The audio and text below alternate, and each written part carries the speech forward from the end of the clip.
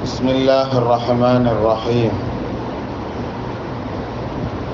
وتجب التكبيرات التشريك مرة عقب كل فرض عين كما قال நிதிக்குரிய அல்லாஹ் நல்லடியார்களே,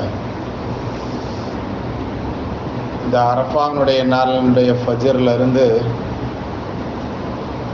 ஐயாமு தஷ்ரீக் அப்படின்னு சொல்லப்படக்கூடிய பிறை 13வது தினத்தினுடைய அசர் வரைக்கும் நாம் ஒவ்வொரு ஃபர்தான தொழுகைக்கு பின்னாடியும் தக்பீர்கள் சொல்லணும் அப்படிங்கிறது நமக்கு இமாம்கள் சொல்லித்தரக்கூடிய சட்டங்களில் ஒன்று. அரஃபா நாளினுடைய ஃபஜ்ர்ல இருந்து தஷ்ரீக் நாட்களின் கடைசி அசர் வரை ஒவ்வொரு ஃபர்து தொழுகைக்கு பின்னரும் குறைந்தபட்சம் ஒரு முறையாவது தக்பீர் சொல்லுவது வாஜிபு அப்படிங்கிறது நம்மளுக்கு சட்டமாகும். குறைஞ்சபட்சம் ஒரு தடவையாவது நாம் சொல்லிடணும். தனியாக தொழுதாலும் சரியே, இப்போ ஏதோ ஒரு சூழலில் தனியாக தொழுக வேண்டிய ஒரு நிர்பந்தம் ஏற்படுகிறது, அல்லது வீட்டில் தொழுகக்கூடிய பெண்கள் தனியாகத்தானே தொழுகிறாங்க, இப்போ அவங்களாக இருந்தாலும் சரி, இந்த தக்பீர்கள் இந்த நாட்கள் முழுவதும், உதாரணத்துக்கு அரஃபானுடைய நாள்னா இன்னைக்கு பெருநாளைக்கு முந்தின நாள் தானே, இன்னைக்கு நோன்பு வைக்கிறோம் இல்லையா, இன்னையில இருந்து இந்த ஃபஜ்ர்ல இருந்து இந்த நாள் முழுவதும் 5 நேரம், சரிங்களா? அதே மாதிரி நாளை பெருநாள் முழுவதும் 2 நாள் ஆச்சுங்களா? அதே மாதிரி பெருநாளைக்கு அடுத்து 11வது பிறை அப்படின்னு சொல்லுவோம், அடுத்து 12வது பிறை, அடுத்து 13வது பிறையினுடைய அசர் வரைக்கும், புரியுதுங்களா? பிறை 9, பிறை 10, பிறை 11, பிறை 12, பிறை 13னுடைய அசர் வரைக்கும்.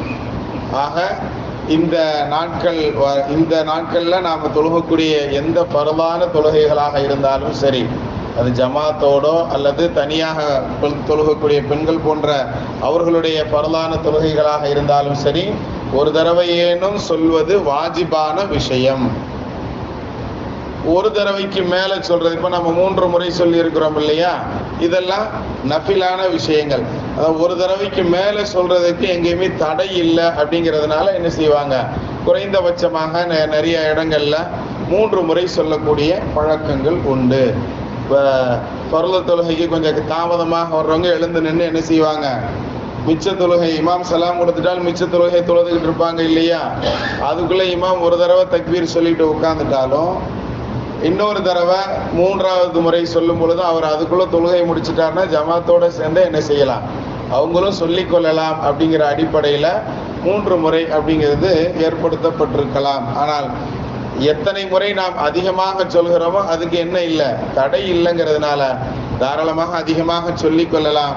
இன்னும் சொல்ல போனால் இந்த காலங்கள் இது ஹஜ்ஜினுடைய காலம் அப்படிங்கிறதுனால அந்த அசர் தொழுகை 13வது பிறையினுடைய அசர் தொழுகை வரைக்கும் எவ்வளவு தக்பீராத்துகள் நம்மளால் இது மாதிரி சொல்ல முடியுமோ அதை அதிகமாக சொல்லிக்கொள்வது, அது ஹாஜிகள் எப்படி தல்பியா சொல்லுவாங்களோ, லப்பைக் அல்லாஹும்ம லப்பைக், எஹ்ராமாட கட்டி ட்ரெஸ்ஸை போட்டதுல இருந்து தல்பியா அவங்க அதிகமாக சொல்லணும் ஹாஜிகள்.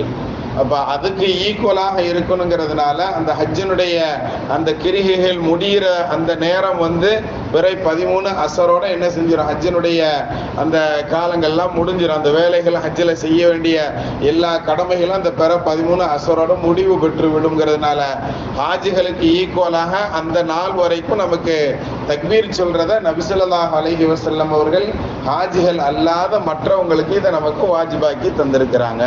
அதனால நாம் என்ன செய்கிறோம் அப்படின்னு சொன்னால், நாம் ஒவ்வொரு பரதான தொழுகைக்கு பின்னாலும் நாம் இந்த தக்பீர்களை சொல்லணும். மறக்காமல் இன்ஷா அல்லாஹ் சொல்லலாமா? அந்த தக்பீர்கள் சொல்லும் பொழுது இது நமக்கு நபி ஸல்லல்லாஹு அலைஹி வஸல்லம் அவர்கள் சொல்லி கொடுத்தது அப்படிங்கிறத நாம் உள்வாங்கி நாம் சொல்றதுக்கு முயற்சி செய்யணும். அல்லாஹ் தஆலா உணர்ந்து அமல் செய்யக்கூடிய நற்பாக்கியவான்களில் நம்மை கபூல் செய்வானாக. பிஹக்கி சய்யிதினா வ ஆலி சய்யிதினா முஹம்மதின் ஸல்லல்லாஹு அலைஹி வஸல்லம்.